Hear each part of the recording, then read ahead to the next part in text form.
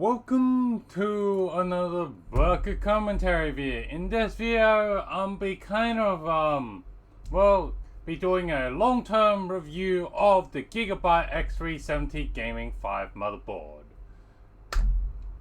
And as well as I'll be talking about what's it like to own this motherboard in the year 2022. So, when I bought, how did I get a hold of this motherboard? I was like buying, upgrade for my current computer and be like, hey, I want a upgrade as 1600X for some goddamn unknown reason, just couldn't be overclocked on.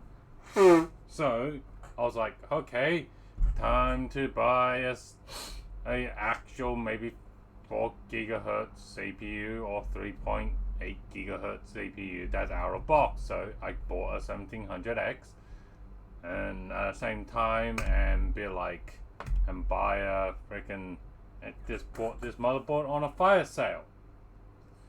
As I was using this motherboard for like 2-3 years, I have found that this motherboard has physically, the chipset area, there's leaking of what I think is literally thermopaste. And just stuff that just made my motherboard super goddamn thicky. As well as the motherboard is very, very picky about its hardware. So if you even put the hardware not in the, if you put hardware and you built the system and you just want to swap out one little bit of system, like me, I'll be like, right, again, new graphics card, or you're gonna buy a new CPU or just new RAM kit. Well, for this motherboard seems to have one issue, and that is the posting takes fucking forever, and it just takes multiple power cycle and hard reset and multiple days of leaving it on to be able to fucking finally post. So we're not talking about post of when you put in a new CPU, GPU, or RAM.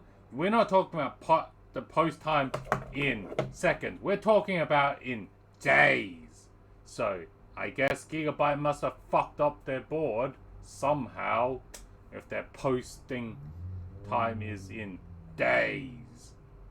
On top of the motherboard, well, my specific sample I got as I used it, some of the USB ports will drop, and again, it seems to be fixed with power cycling of the system, and the USB port magically comes back. So what do I think of this? This is kind of, a software issue. Again, AMD, maybe they didn't really polish the fucking chipset drivers, and there's some now bullshit.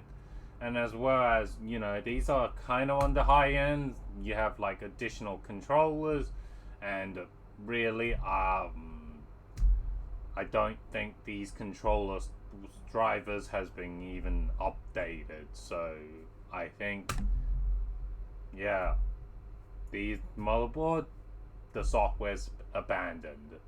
Another issue I have found when I plugged in an RTX 3090, the primary PCIe X16 slot will run at X8 mode for some goddamn reason if you plug in a PCIe 4.0 card. And basically, this really makes it not a motherboard you want to use to even go faster than fucking RTX, any of the RTX cards, or even the 16 series card. As well, they need PCI, they're going to be using PCIe 4, and yeah, you're going to be stuck with PCIe 3.0 cards. If you want the actual PCIe 3.0 X16 lane run at x16. Again, first generation AMD motherboard issue. This seems to be an AMD pattern here. My first gen board, eventually that thing worked fine until literally one day it does decide, hey, I'm not going to let you overclock anymore. No BIOS update, nothing. It just randomly. And then now this one with the abandoned software, and we have these weird x16 behavior. So, how did Gigabyte dealt with my issue when I brought it to them? And according to the text representative that I did eventually get hold of, he's like, yeah, this is international Gigabyte standard. The Gigabyte support no matter what country you're in. You'll get probably the same service that I got, which is fuck you. We're not gonna really troubleshoot your machine. We're not gonna do your RMA. We're not gonna do anything.